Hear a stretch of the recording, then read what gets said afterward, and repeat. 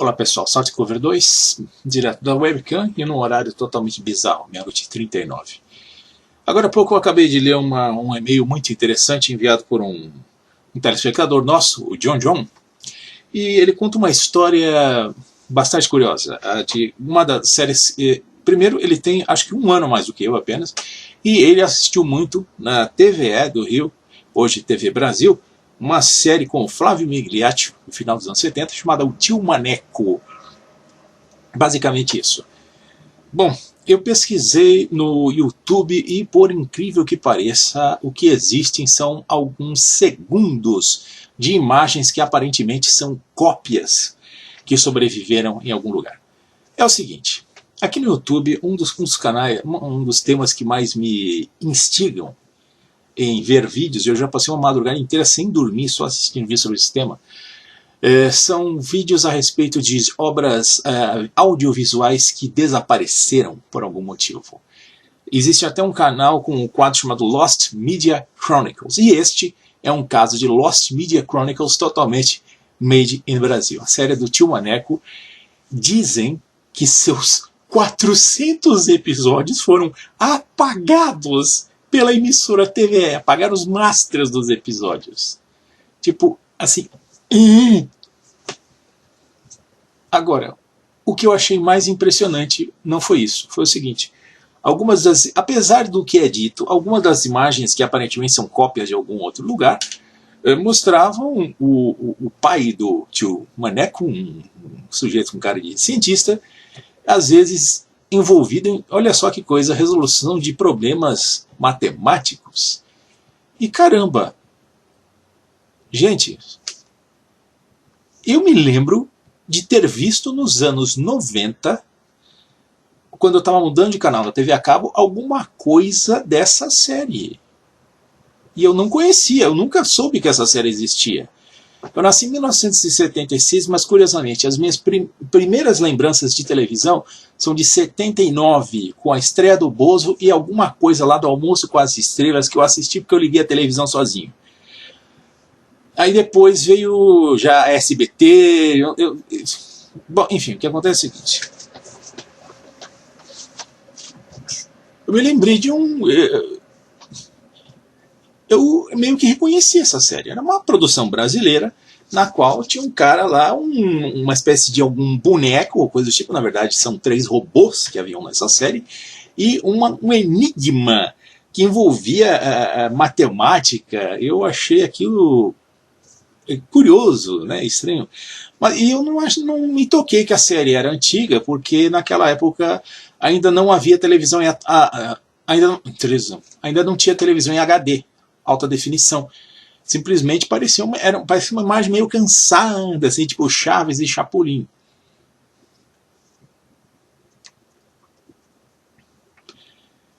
Agora, em que canal estava passando aquilo? Bom, estava passando em um daqueles canais da TV a cabo que quase ninguém assiste. Provavelmente canais educativos canais educativos ou governamentais, ou ambos.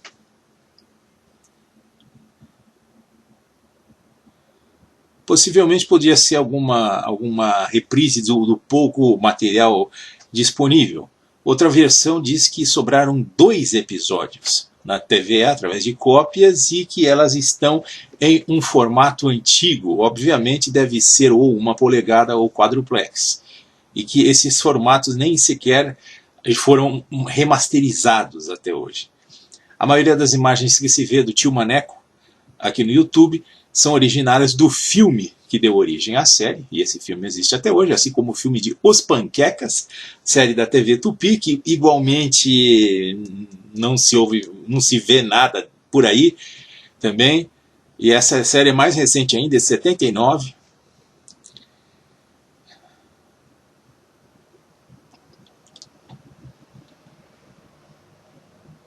E sei lá, e falam que essa série era impressionante, assim, tipo, porque, sei lá, era bem feito, os roteiros prendiam a atenção, às vezes até mexiam com os sentimentos das pessoas, que é algo que eu, nas minhas produções, eu não sei se é vício ou virtude, ou se eu sou incompetente mesmo, eu meio que não faço isso. Eu já falei que uma vez o primeiro filme que eu assisti no cinema foi em 82, As Aventuras da Turma da Mônica. Eu chorei na parte em que Mônica se via presa em uma realidade alternativa, onde ela era uma rata. Bom, aí vocês veem nas minhas produções, há 10 anos atrás eu fiz o episódio aí do Ziquezira, que era apenas um episódio muito divertido. Eu fiz uma animação com o Celobinha. E atenção, produção. Se a animação não for encontrada, corta essa parte. 3, 2, 1.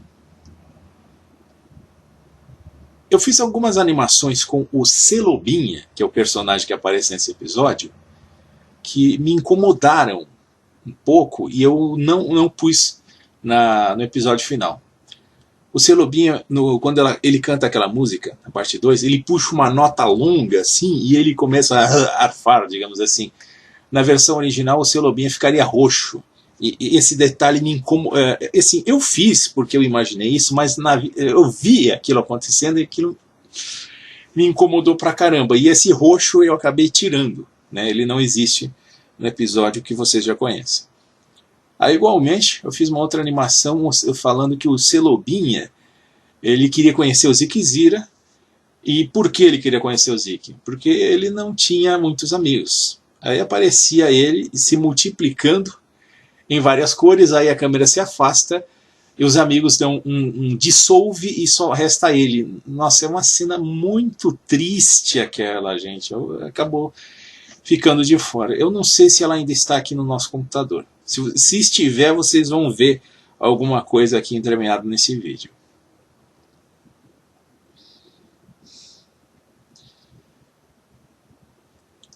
Eu estou pretendendo tentar fazer alguma coisinha nos próximos dias, especificamente porque o visual do Ziquezira mudou pra caramba em 10 anos.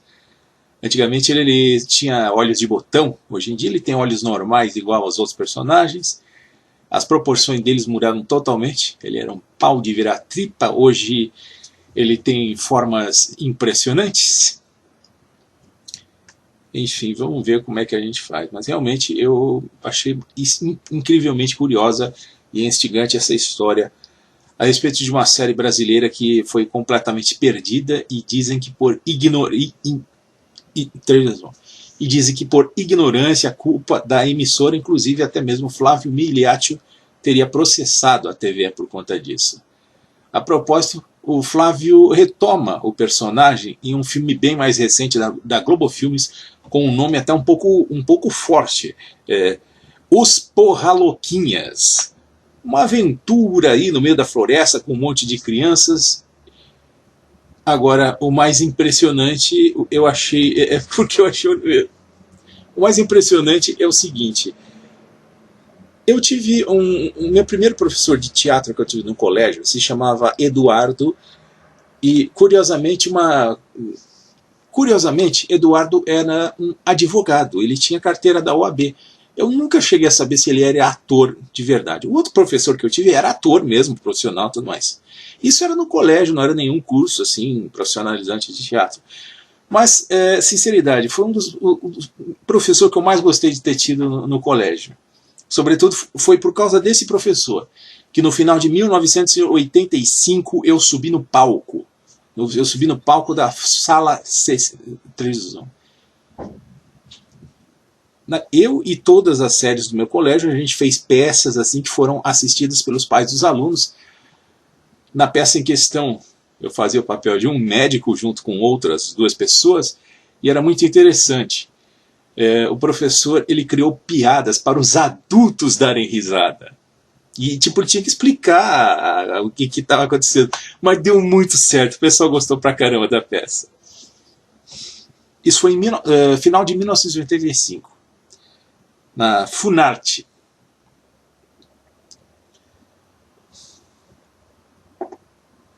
Esse professor tinha outro projeto, com o seu, digamos, elenco. Eu nunca sei se esse projeto chegou a ver a luz do dia.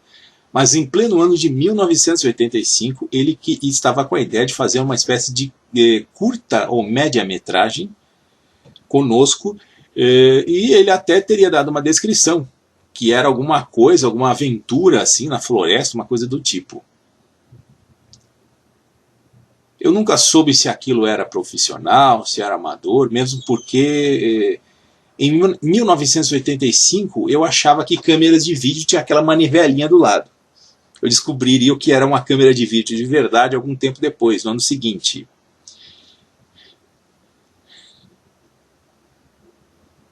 Na verdade, também o tonto aqui não assistiu o Cassino do Chacrinha. Nesse programa, aparecer câmeras no vídeo era permitido. Não era considerado errado.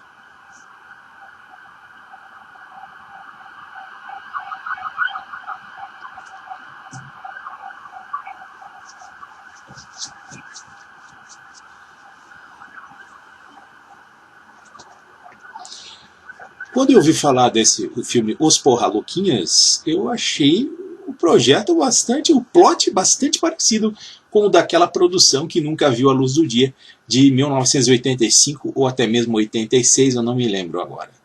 Eu acho que era de 86, porque havia um pequeno detalhe sórdido. Eu me lembro que ele chegou a escrever roteiros para a peça do ano seguinte, que não chegou a ser encenada porque ele foi demitido. Não sei se pelo motivo que eu vou dizer a seguir. Um certo dia estávamos tendo a Copa do México, Copa de 86. Na gaveta do professor tinha um televisor. Um televisor portátil em preto e branco que a imagem saía em um espelho. E ele me pediu de pés juntos: por favor, não conta isso para ninguém, senão eu posso perder o emprego. Não sei se alguém contou, mas demorou um pouquinho mais para ele acabar lamentavelmente indo embora. A gente estava ensaiando peças assim, comédias para o ano seguinte. Acabaram não sendo encenadas.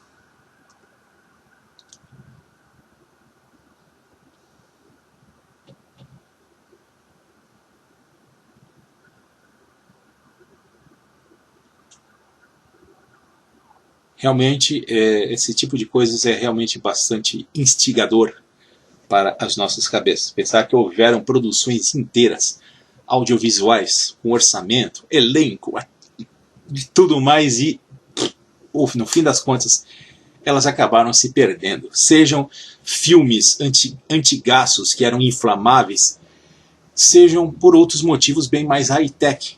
Eu ouvi falar da história de um longa animado chamado Los Pichijitos, que seria uma produção de um país da América Central, e o master desse filme foi perdido por algum problema de hard disk. Olha só que coisa, hein?